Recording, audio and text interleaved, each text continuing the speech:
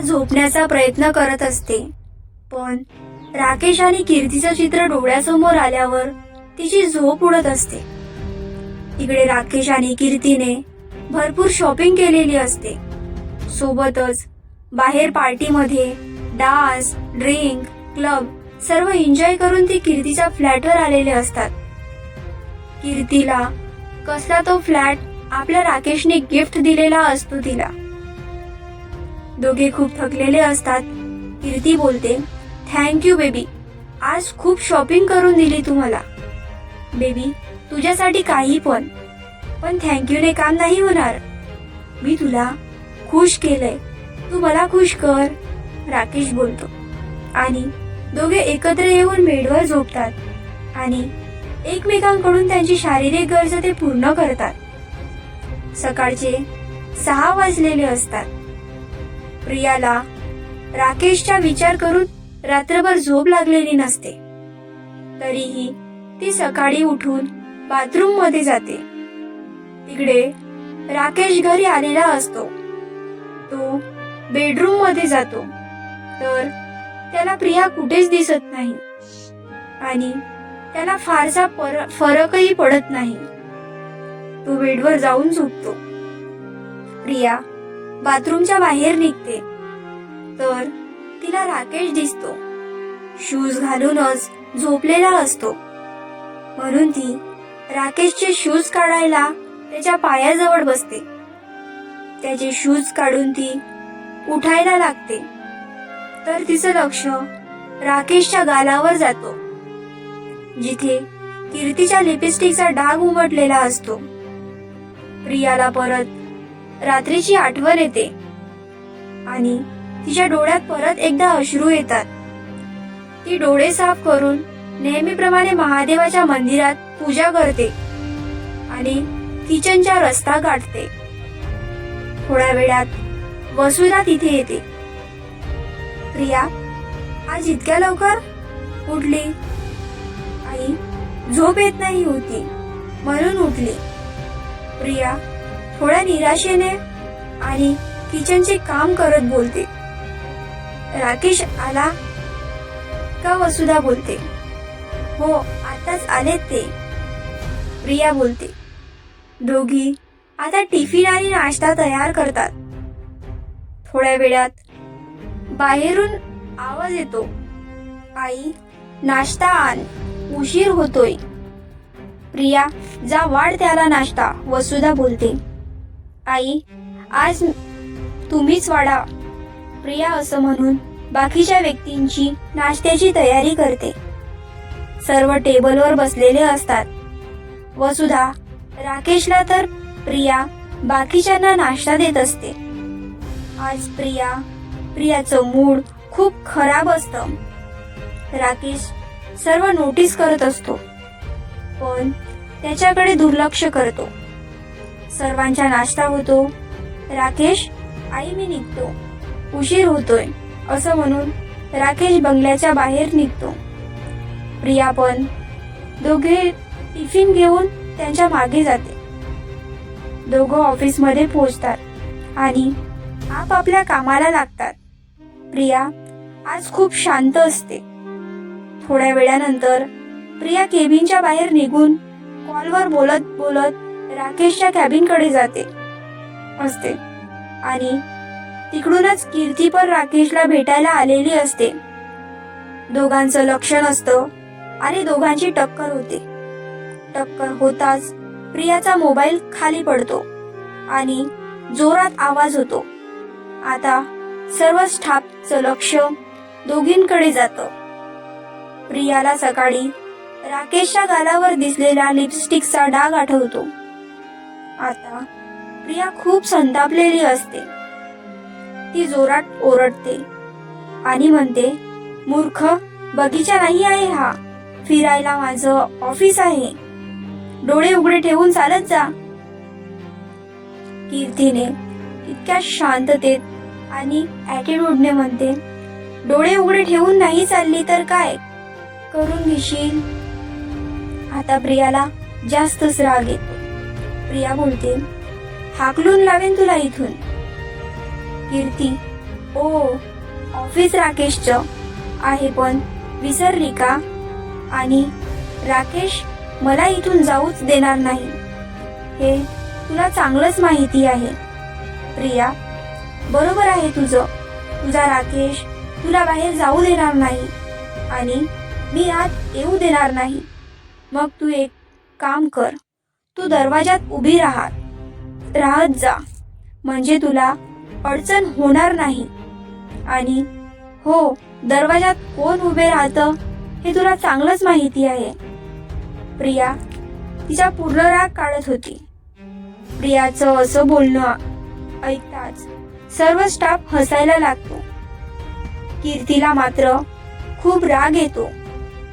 ती पाय आपटतच राकेशच्या कॅबिनकडे जाते. प्रियाने सर्वात समोर केलेला तिचा अपमान तिला सहन झालेला नसतो. ती बाहेर घडलेला सर्व राकेशला रडून रडून सांगते. राकेश, बेबी तुला किती वेळा सांगितलं आहे तिच्या तोंडाला नको लागत जाऊ. तुला माहिती आहे ना, माझ्या वडिलांनी तिला माझ्या सर्व बिझनेसमध्ये 50% पार्टनर बनविलेलं आहे. जर तिने मनावर घेतलं ना तर तुझे महागडे गिफ्ट, शॉपिंग, बाहेर फिरणं सर्व बंद होईल. कीर्ती रागातच म्हणते, म्हणजे तू काहीच बोलणार नाही का तिला? राकेश म्हणतो, चल तिच्या कॅबिन मध्ये. राकेश कीर्तीचा हात पकडतो आणि तिला प्रियाच्या कॅबिन कडे घेऊन जातो. दोघे प्रियाच्या कॅबिन मध्ये उभे असतात. प्रिया मात्र शांततेत खुर्चीवर बसलेली असते. राकेश रागातच, मिसेस प्रिया जाधव, कीर्तीची माफी माग, बाहेरचे झालं त्याच्याबद्दल. प्रिया, तिने माझ्या ऑफिसमध्ये येऊन माझा मोबाईल फोडला आणि मी सॉरी म्हणू का तिला? माझ्याकडून तुम्ही अशी अपेक्षा पण कशी करू शकता? राकेश, तुला दुसरा मोबाईल घेऊन देईन मी, तू तिला सॉरी म्हण. प्रिया आता अजून रागात बोलते, नाही म्हणत सॉरी. राकेश पण आता रागात बोलतो, तुला माझ्या बेडरूम मध्ये जागा तर दिली आहे, सॉरी नाही म्हटली तर तुझ्यासाठी दुसरं घर नाही तर दुसरी रूम बघून घेशील. प्रियाला राकेशच्या दूर जायचं नसतं म्हणून ती तिच्या मन नसताना पण कीर्तीला सॉरी म्हणते. कीर्तीचं सॉरी ऐकून झाल्यावर राकेश आणि कीर्ती प्रियाच्या कॅबिन मधून निघून राकेशच्या कॅबिन कडे जातात.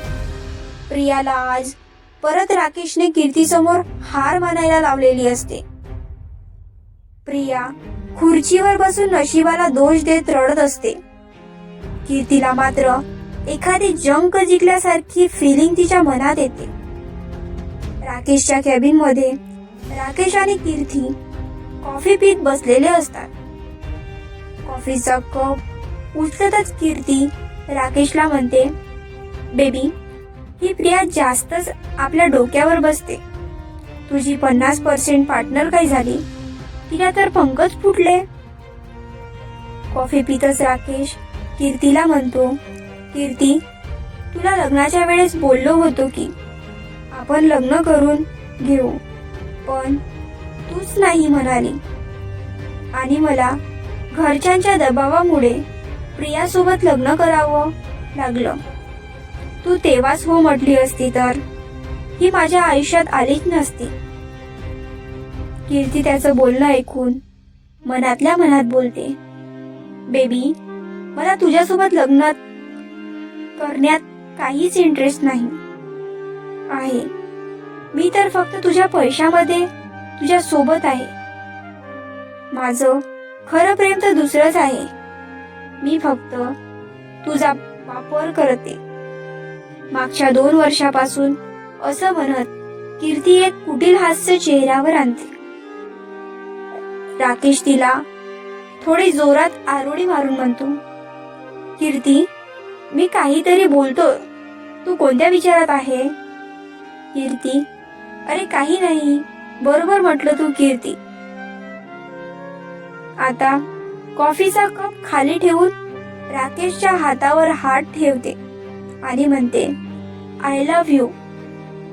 राकेश पण त्याचा दुसरा हात तिच्या हातावर ठेवतो आणि म्हणतो, आय लव्ह यू टू. कीर्ती आता जे काम करायला आली होती त्याच्यावर बोलते, बेबी मला 20,000 रुपये पाहिजे होते. राकेश, का? कालच तर किती शॉपिंग करून दिली. कीर्ती, शॉपिंग साठी नाही, पाहिजे मला माझ्या घरच्यांसाठी काही वस्तू घ्यायच्या आहेत, त्यासाठी लागते. राकेश खाली वागते आणि ड्रॉवर मधून तिला 20,000 रुपये काढून देतो. पैसे पाहताच ती एकदम खुश होते. राकेश, घे तुला काय घ्यायचं आहे ते. कीर्ती बोलते, थँक्यू बेबी म्हणत राकेशला मिठी मारते आणि खूप खुश होऊन त्याच्या ऑफिस बाहेर निघते. इकडे तिकडे बघत ती ऑफिसच्या मागच्या बाजूला जाते. तिथे एक मुलगा तिची बाईकवर बसून वाट बघत असतो. 26 ते 27 वर्षाचा तो मुलगा दिसायला छान, उंच, गोरा, बारीक असतो. सिरियल मध्ये लहान मोठे रोल करत असतो. ती त्याच्याकडे पैसे देते आणि म्हणते, राज काम झालं, पैसे भेटले. राज, वाव, माझी गर्लफ्रेंड खूप हुशार आहे. पैसे कुठून आणि कसे काढायचे हे तुला चांगलंच जमतं. कीर्ती, चल आता इथे जास्त वेळ नको थांबू, असं म्हणत कीर्ती त्याच्या बाईकवर बसते. राज, पण इतका वेळ कसा लागला. कीर्ती सांगते, रस्त्यात तू आधीच इथून चल. गाडी तिथून निघते. कीर्ती आणि राजची गाडी आता एका क्लब मध्ये येऊन थांबते. कीर्ती, चल राज, आता राकेशच्या पैशावर एन्जॉय करू. राज तिच्या कमरेत हात टाकतो आणि दोघे क्लब मध्ये गेम, डान्स पूर्ण एन्जॉय करत असतात. इकडे प्रिया ही कसे तरी दिवस पास करते आणि घरी जाते. रात्री जेवण झाल्यानंतर प्रिया बेडरूम मध्ये कॉटवर बसून लॅपटॉपवर काम करत असते. थोड्या वेळात तिथे राकेश येतो. राकेशने एक नवा मोबाईल आणलेला असतो. राकेश तो मोबाईल प्रियाच्या पुढे ठेवत म्हणतो, हा घे नवीन मोबाईल. पाहताच प्रियाला सकाळी ऑफिस मध्ये झालेला ड्रामा आठवतो आणि त्यात राकेशमुळे तिला कीर्तीला म्हणावं लागलेलं सॉरी. प्रिया राकेशकडे न पाहताच लॅपटॉप कडे बघत असते. माझा जुना मोबाईल चालू झालाय, नको मला हा मोबाईल. राकेश तो मोबाईल उचलतो आणि त्याच्या कपाट मध्ये ठेवतो आणि बेडरूम मध्ये असलेल्या सोफ्यावर मोबाईल बघत झोपून जातो. प्रिया त्याची प्रत्येक कृती तिरपे डोळे करून बघत असते आणि ती पण झोपून जाते.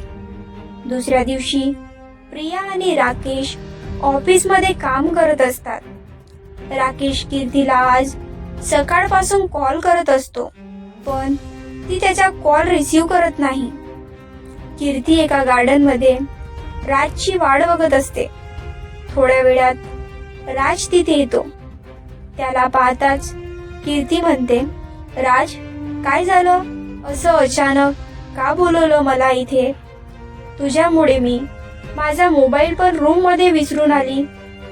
राकेश मला कॉल करत असेल, लवकर बोल, काय झालं. राज, अगं थोडी शांत तर हो, मी काय सांगतो ते तर ऐक. कीर्ती, हो बोल ना राज. राज, अगं मला एक मूवी साठी ऑफर आलेली आहे, मेन हिरो साठी. हे ऐकताच कीर्ती आता खूप खुश होते. म्हणजे आता तू करोडपती होशील आणि मी त्या राकेश पासून बाजूला होईल. राज मात्र शांत उभा असतो. कीर्ती, काय झालं राज, तू इतका शांत का उभा आहेस. आता तर आपण करोडपती होऊ. राज, हो पण एक अडचण आहे. कीर्ती, कोणती अडचण आहे. राज, या रोलसाठी मला 10 लाख रुपये लागतात. कीर्ती एकदम शॉक होऊन 10 लाख आणि ते तू कुठून आणशील? राज तेच समजत नाहीये. एक काम कर ना, तू मागण्या त्या राकेशला. कीर्ती अरे इतकी मोठी रक्कम बिझनेस मधून द्यायला त्याला प्रियाची सही लागेल आणि ती त्याला सही देणार नाही. आणि इतके पैसे मला का लागतात आहे? काय सांगू मी राकेशला? राज काहीही कर, पण मला पैसे आणून दे. मी देऊन टाकेल ना पूर्ण पैसे. कीर्ती थोडा विचार करते आणि म्हणते, मिळू शकतात. तू 2 दिवस थांब फक्त, मी देते ना तुला पैसे. राज खरंच का? कीर्ती हो खरंच. दोघे एकमेकांना मिठी मारतात आणि तिथून निघून जातात. साथ तुझीच्या सिरीजचा हा दुसरा भाग कसा वाटला कमेंट करून नक्की सांगा, जेणेकरून आम्हाला प्रोत्साहन मिळेल. आणि व्हिडिओला लाईक करा आणि सबस्क्राईब करा. पुढील भाग लवकरच तुमच्यापर्यंत पोहोचेल.